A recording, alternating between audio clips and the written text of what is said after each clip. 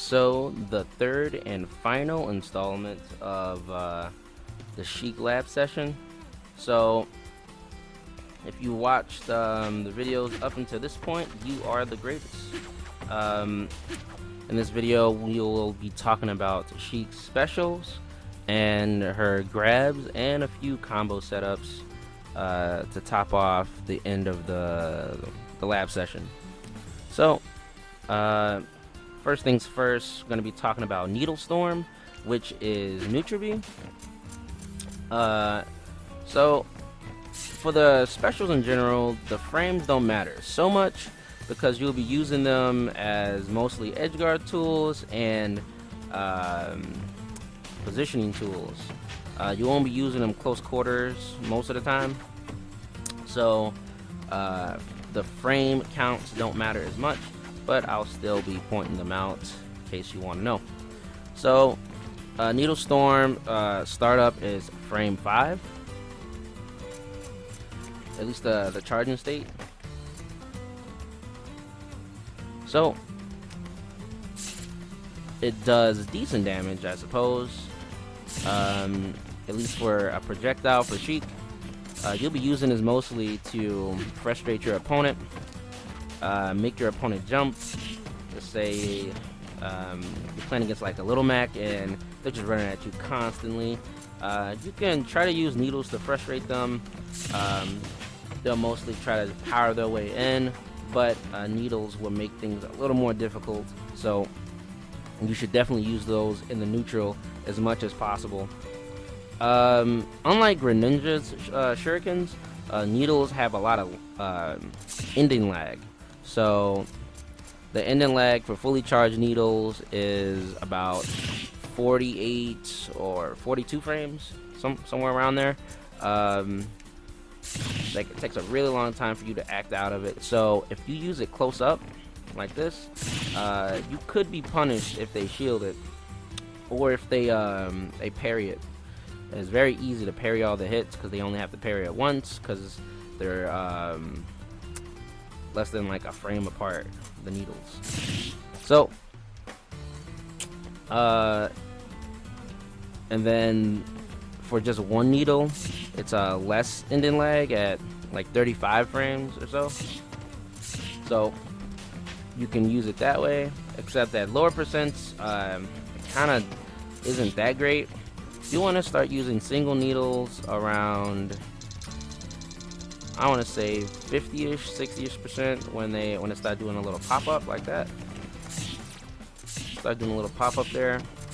And then even higher percent, it creates a really uncomfortable situation for your opponent because it pops them up completely, giving them a landing lag even.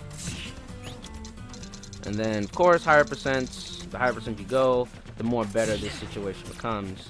It'll even create a tech situation, you know.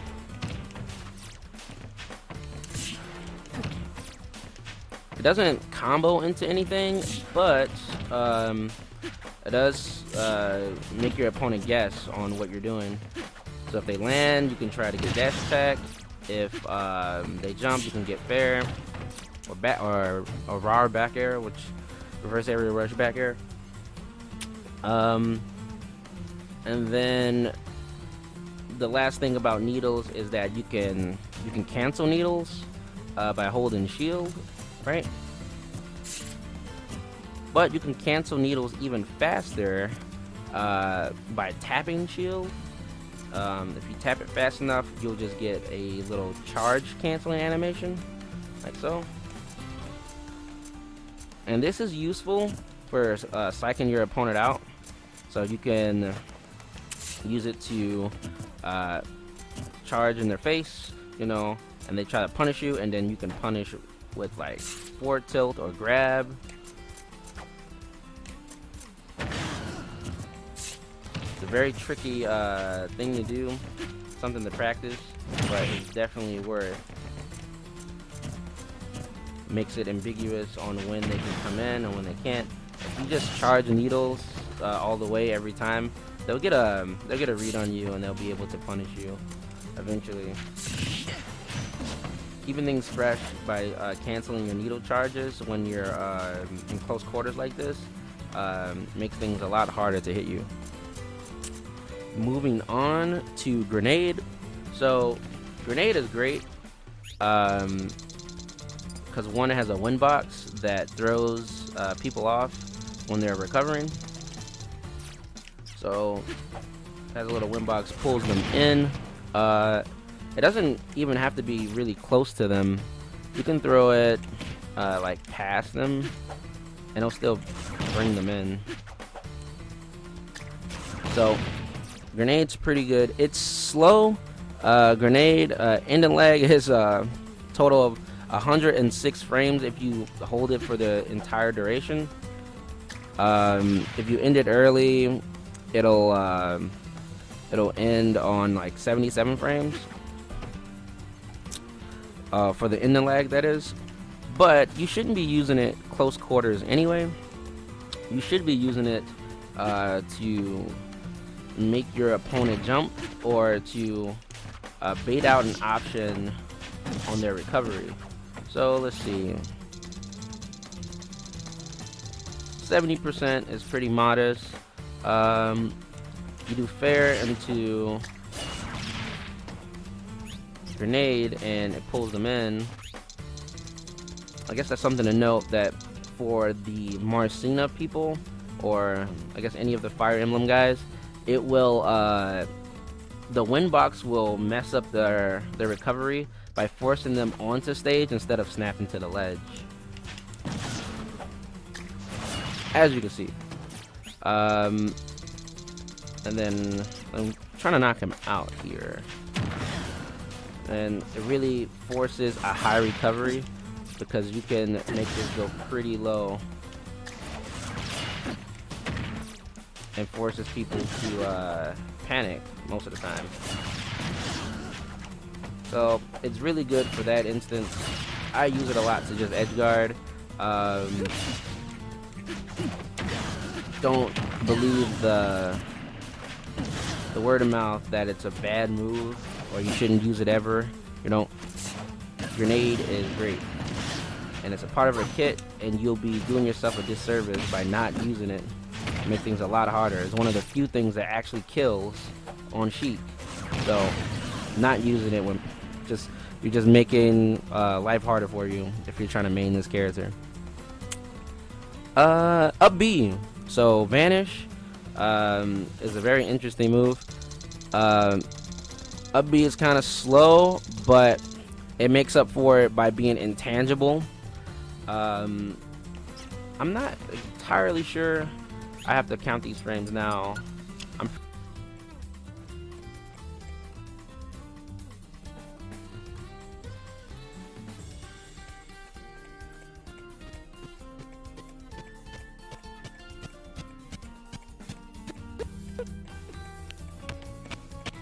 So it's intangible through the duration of the move until she reappears, and then you can hit her again.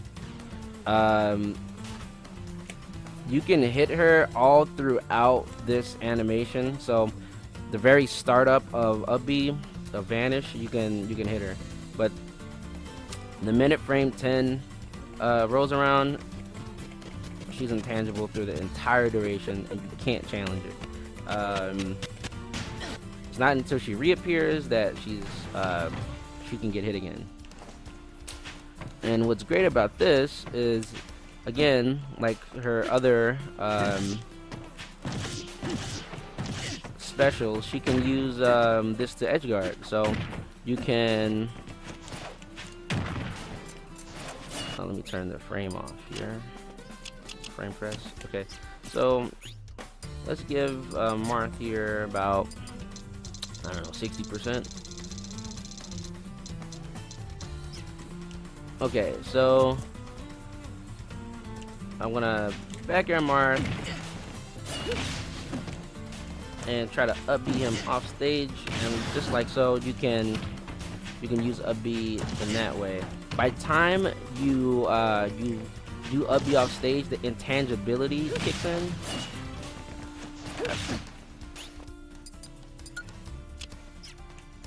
So it's really hard to challenge that. So right now she can get hit, she can get hit, she can get hit, can't get hit, and all throughout the animation until she explodes and reappears, which when she reappears, she'll be reappearing back to the ledge, which makes her intangible again. So your opponent has very few windows to punish you for this. So this is pretty much safe. So for people with vertical recoveries, or not vertical recoveries, people that recovering horizontally, is really good for catching those out. And you can even manufacture something like this if you throw out grenade far enough. If the grenade pulls them in like a certain situation or a certain position, you can get up B. Because if they already used their jump because they tried to jump but the grenade pulled them in a certain way, then up B is all but guaranteed. So up B is pretty nice to be used. You can also do that on any platform, so something to practice. And if you don't know how to do that, all you do is press up B right before you are going to leave the platform, before you fall, and you just up B. So as you leave the ledge, you just up B.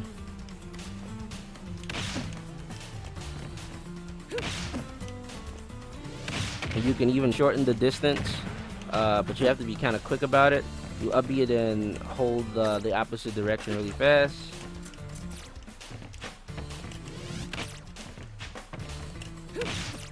If I can get it. There we go. So yeah, you can even shorten the distance. And then her probably most used special outside of needles is bouncing fish. It's also going to be her early combo starter, well, or early combo ender, and a kill move for her in later percents. So from here, bouncing fish does about 13 damage, and the frames for it is 36 to 56 frames, depending on if you get a late hit or an early hit. Total of 95 frames for the total of the duration, and it has 20 frames of landing lag. Oh, I'm sorry, not 20 frames of landing lag, a lot more. 35 to 19 frames of landing lag, and that is determined by if you get this, like this animation, or if you get this little cartwheel. And I'll talk about that in a second. But how bouncing fish should be used, again, like all of our other specials, it should be used as an edge guard tool. If someone is recovering high, you can catch high recoveries, and it's pretty safe because up B recovery is ridiculous. So you can throw out fair and then throw out bouncing fish and still make it back to stage. You don't even really have to up B.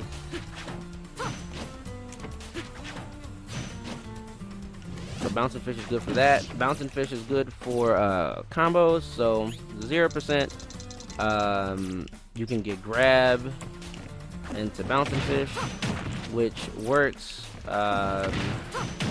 until I guess about 30-ish%, 35. Like at this percent, I don't think it works because I'm pretty sure they can DI. Like I got it, but the computer's not DIing. So pretty confident that they can DI. So that's what bouncing fish should be used for, just the edge guard. You can also use it off the stage.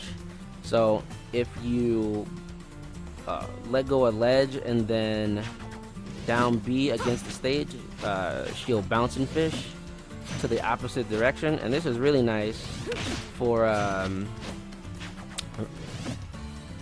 edge guarding either high, like sort of high recoveries, or horizontal recoveries. It's just another tool to exploit certain angles your opponent might be recovering from. So with a B, you're covering the horizontal option, like way out there, and then with down B, you're covering high recoveries and you're covering options that people have options way out there in the distance, you know, that you wouldn't be able to reach otherwise. And then you can come back on the rebound, right? So you miss, you up B, they're still out there, then you right away, you know, bounce a fish again to throw out another hitbox at them. If you miss twice, they probably used all their resources at this point. So going for the second attempt bouncing fish isn't like a risk, you know. You don't have intangibility when you come back to stage, but they're already coming back to stage, so there's no reason not to do it. And honestly, it's going to get you most of your kills. If not a gimp, then a just straight up kill off stage, you know, post 70%. And if they're heavier, maybe 120, 130%, they'll die. Bouncing fish. And let's go into grabs. So, Sheik has some standard grabs. Standing grab being 6 frames, and then dash grab being 9 frames, and then pivot grab being 11 frames. That's about it on grabs. And I think that's about it. I guess one last thing I'll go over here is the bouncing fish. So if you down B just before you're going to like touch the ground, Sheik will do like this cartwheel, which is reduced ending lag, and you can control how far you go. See, I want to go really. Let's see. I'm gonna go far here, like that. And then the further you go, the kind of harder it is to control, because you have to be really close to the ground to do it.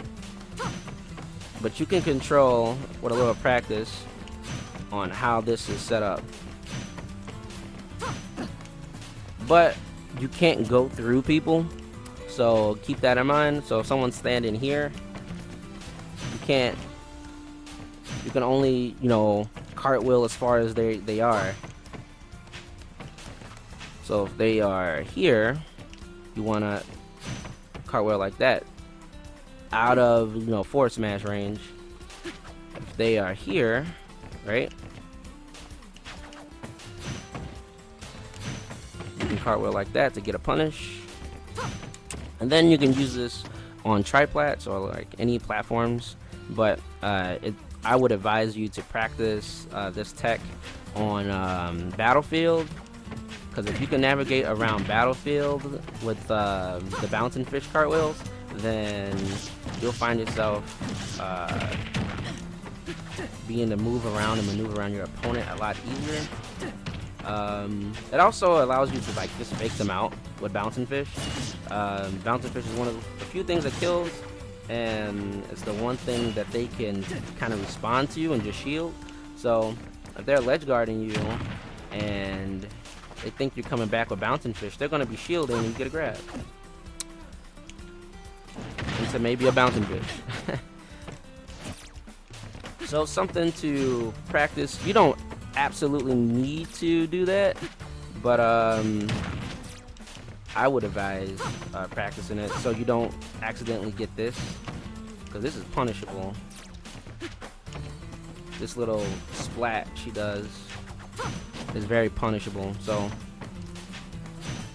I would work on not having that happen. So now I'm gonna go into some combo stuff. Now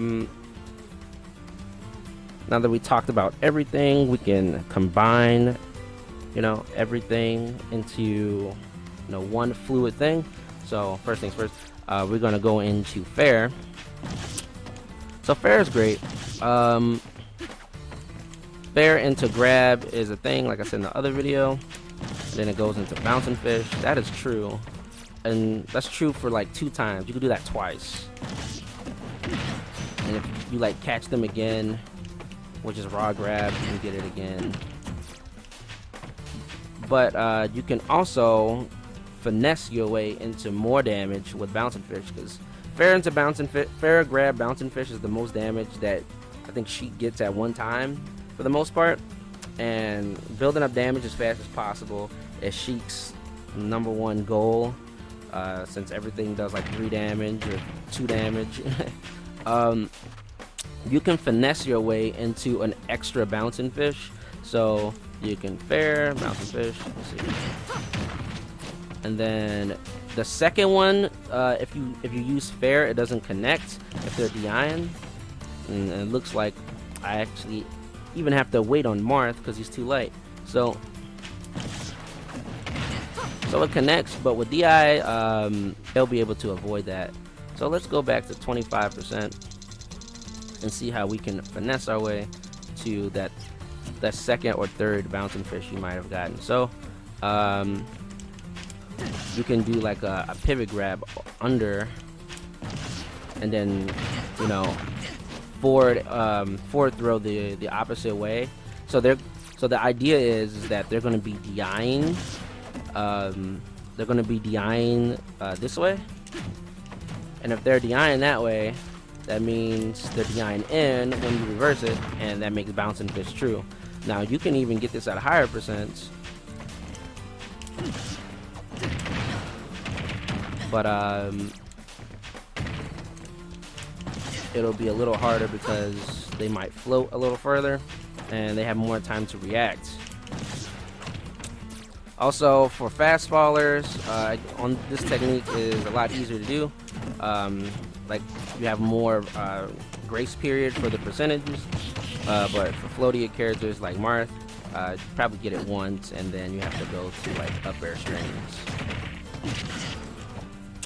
I guess another thing that you might want to keep in mind for Sheik, for ending stocks, I use this a lot in bracket, starting at like 50%.